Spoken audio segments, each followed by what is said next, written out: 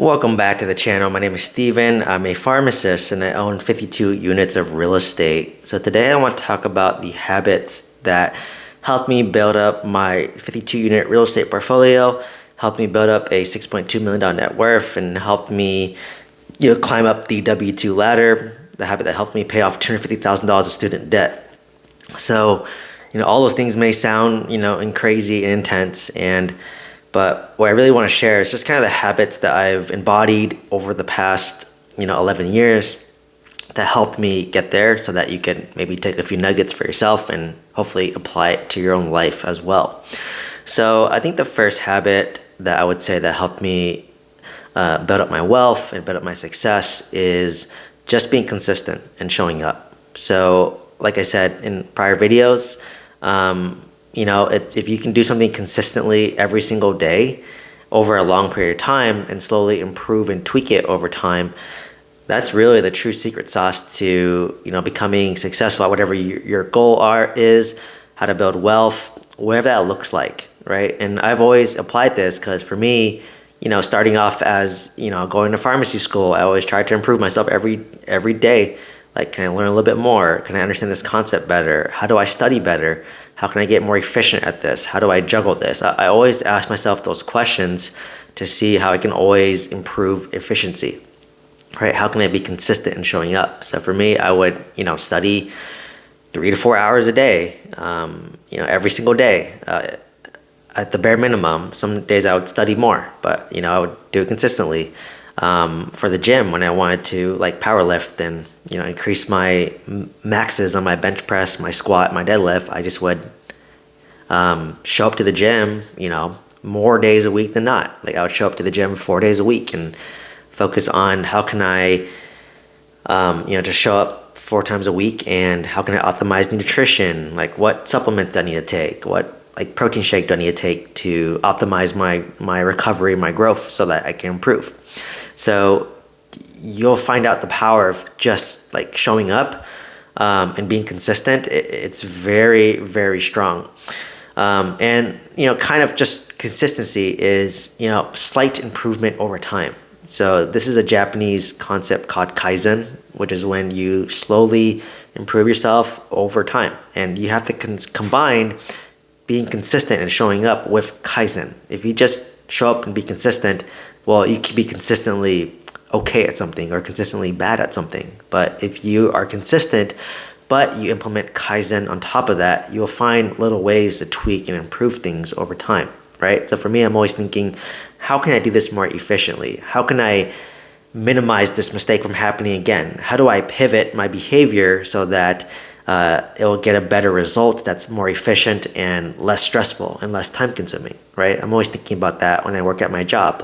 What could have been done or what could have been improved to make this better the next time? So next time it happens, I'll make that implementation, and then I'll realize again, maybe next time this will be better to happen again, right? So that's really my mindset. So you have to combine showing up and being consistent with Kaizen, which is slow, steadily improvement, and testing those slight tweaks and then pivoting from there. Either it's a better pivot or you have to pivot again. So it's always constantly reassessing what you do. I feel like a lot of people, they just show up to work every day and they don't even question everything. They don't think of how to improve. They just rinse and repeat like a robot, right? They don't think, is there a better way to do this? No, it's okay. I don't want to think about that. I just want to do it how I've always done it. And those are the people who, stay stagnant and they never improve, right? Versus those who are constantly thinking, all right, how do I improve at this? How do I get better at this? How do I optimize this? So, Kaizen is really huge, right? For me, how can I get better at buying single family real estate? How can I get better at buying out of state real estate? How can I get better at multifamily real estate? How can I get better at negotiations? With social media, how can I get better at communication? How can I get better at video, lighting, audio? How can I get better at thumbnails? How can I get better at titles? So it's just really testing it, but the key is you have to just show up every day, right? That's how Stephen Curry's one of the greatest shooters of all time, but he just shows up every day and shoots a lot of balls, right? He probably works so hard. Same with Kobe Bryant, he just would practice 3 times a day, and most people practice once or twice a day. So he shows up and he's implementing Kaizen, and that's really it. The next thing, number 3, is really optimizing for efficiency. So this kind of goes hand in hand with Kaizen in my opinion, but like how can I make this process more efficient and more streamlined next time for me, right? That's how I'm always thinking. Like if I'm reaching out to like 10 different lenders, after the first lender, I'll probably have a folder of all the documents that they're requesting. I just send that whole document over to my next lender and just say, hey, like, is there anything else you need? And if they say, no, I want this document as well, I just add to the document, and the next lender, I send it. So I already sent them the document before they even asked for it, right? So that's really, being efficient and being proactive. So this is another, I guess, skill that I want to talk about is being proactive. Like a lot of people, especially in W2, they're so reactive, right? Like they just wait for it to blow up and they'll put out the fire. And because of this, they're living in a reactive state every day. Like every day they just walk in, put out fire. Walk in, put out fire. Walk in, put out fire. Rinse and repeat that for 20 years, right? And they just think, oh, the hospital's so busy, it's tiring. But I'm like, no, it's because you're just being reactive. You're not being proactive. So for me, I always try to be proactive. Like I can see this fire happening. How do I even prevent this fire from happening in the first place? Or how can I prevent the fire from being bigger than it needs to be, right? Because you can be as proactive as you want, but there's still always going to be a fire, but hopefully the fire will not be as big, or it'll be easier to extinguish, or you already can anticipate what the fire will be and you're already ready to handle it, right? So I would say like 95% of the world is reactive, right? And if you're able to be that 5% who's proactive, you'll stand out.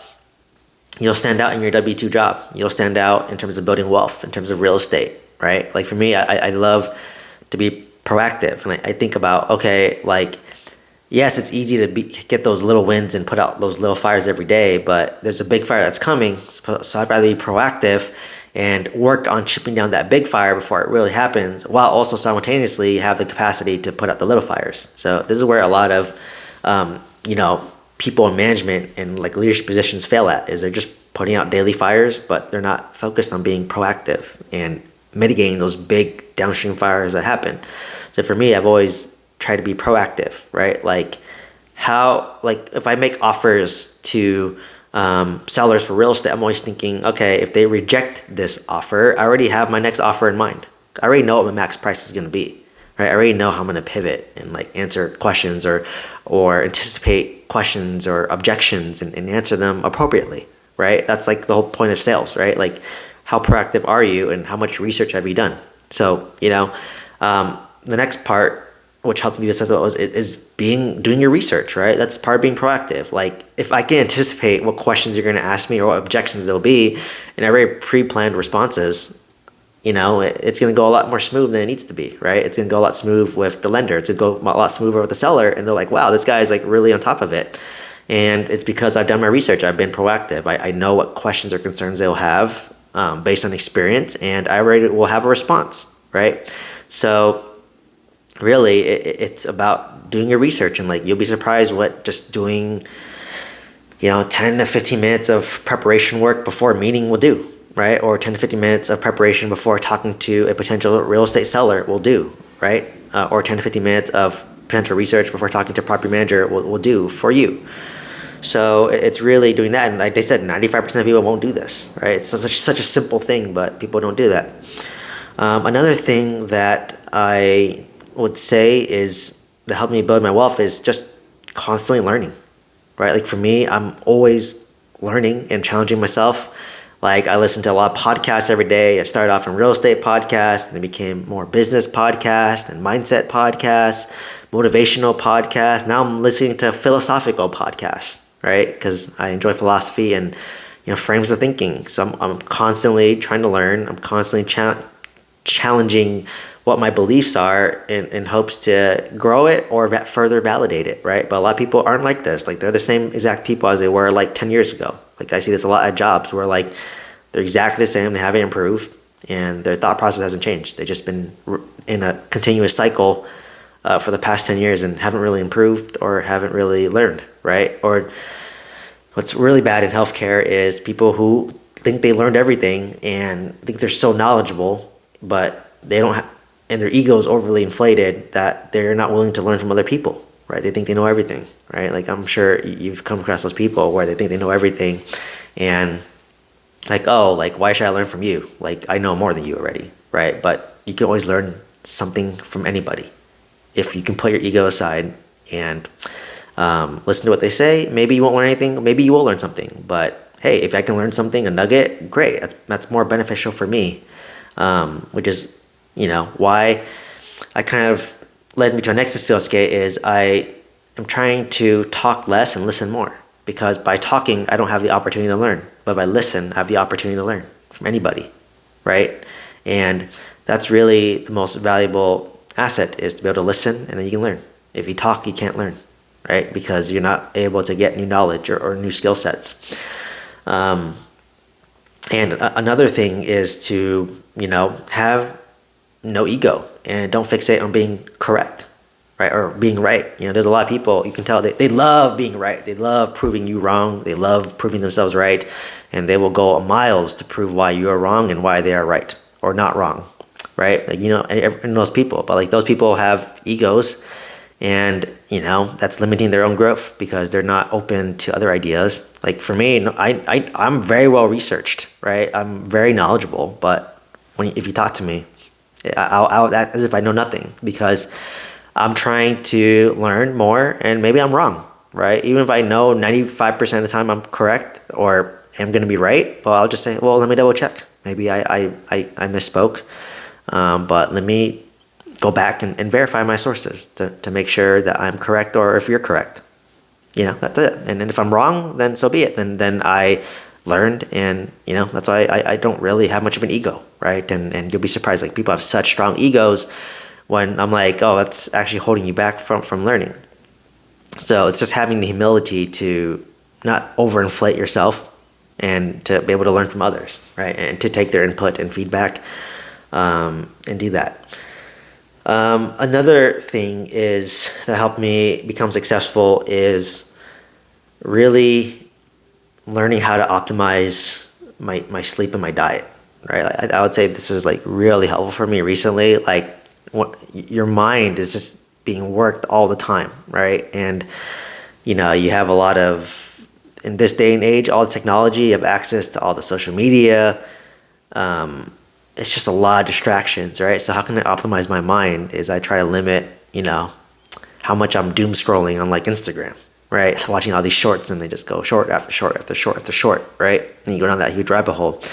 Or I don't want to waste my mind thinking about things I can't control, right? So that's another thing that helped me become successful. Is like, I just control what only you can control. Whatever you can't control, just let go, right? I can't control, like, for example, who wins president, right? Like, I'm just one vote at the end of the day. I can't control that. And regardless if it's Republican, Democratic, it doesn't really affect my day-to-day life, to be honest, right? Like, so I don't want to waste any energy on that. I'd rather allocate my energy to what can improve my life and make my quality of life better, right? I've always been that way. Like, so I really don't really watch the news. I ignore a lot of the critics. Like, if I get criticized, like, if it's constructive and there's some valid feedback, great, I'll input it. But if it's just like purely just hating on somebody, then like, yeah, that doesn't do me any value or give me any benefit. So yeah, just ignore it and move on. Like, don't take it personally, right? And just move on. So that's another thing is optimizing your mind. And obviously what you eat affects your mindset and your mood. So those go hand in hand, right? So I've been really more mindful of what I eat and how I sleep in my sleep routine as I go to bed and as I wake up, right? Another thing that I've done that helped me, I guess, build my wealth is really learn to have decision-making frames. So for me, I like to think things very systematically and kind of flip, like, whatever is potentially bad to something good, right? So like for me, I hit rock bottom June of last year, and I was really stressed out. But thanks to that period of my life, I've learned how to better myself, how to optimize my sleep, how to optimize nutrition, how to view adversity. And I've seen the growth, I've seen the clarity from it. And now I'm thankful for that moment, right? Like, I'm thankful that I had that rock bottom moment so I can realize that, you know what, I don't need to invest in mobile home parks to build wealth. I just can continue buying multifamily real estate or single family homes. And why deviate from what I'm already good at? Like, I don't want to deviate into self-storage. I don't want to deviate to triple net. So, it's just really doing that. And kind of the last thing, I know this is a longer video and I'm ranting, but I really want to share like traits and habits I picked up that helped me build my wealth is, sometimes you have to have emotional regulation, right? Like if you notice that you're getting heated in the moment, maybe you're negotiating with a seller and you're getting heated or you're just on an off day, it's okay to just be like, hey, you know what, let's maybe, can't think clearly today. Let's just reconvene and think about tomorrow. So, sometimes a good night's sleep or just changing your scenery will, improve your mindset and you'll get the answer to the solution. Like, have you ever had the experience, I'm sure you have, where like you've been trying to solve this problem all day at work and you spent 8 hours on it and literally you hop in your car and you're driving home in like silence, all of a sudden the idea just hits you and it seems so obvious, right? That happens all the time. So if you know that, like if you know that like you're just stuck in the busy work, then just pause, take a break, do something else, sleep on it. Or like if you're emotionally, not in the best emotional state, then, maybe it's not the good time to discuss this. So pause, try to correct your mental state and then talk to them later when you're in a better mental state. So really that's all it is. So it's all these little simple habits that I've picked up that help me build wealth. I don't think any one of them is super special or crazy, right? And probably obvious, but it's really if you're able to apply all these principles over an extended period of time, and that's when you will start to get the benefits of it. So like I said, it seems intimidating to have all these principles, but like just incorporate, focus one at a time. Like once you've mastered efficiency, then maybe you can pivot on to Kaizen, right? Like whatever that looks like for you. So anyways, if you're looking to buy some multifamily real estate with some guidance, check out the mentorship program. Otherwise, please like, comment, subscribe. Hope to see you next video. Thank you so much.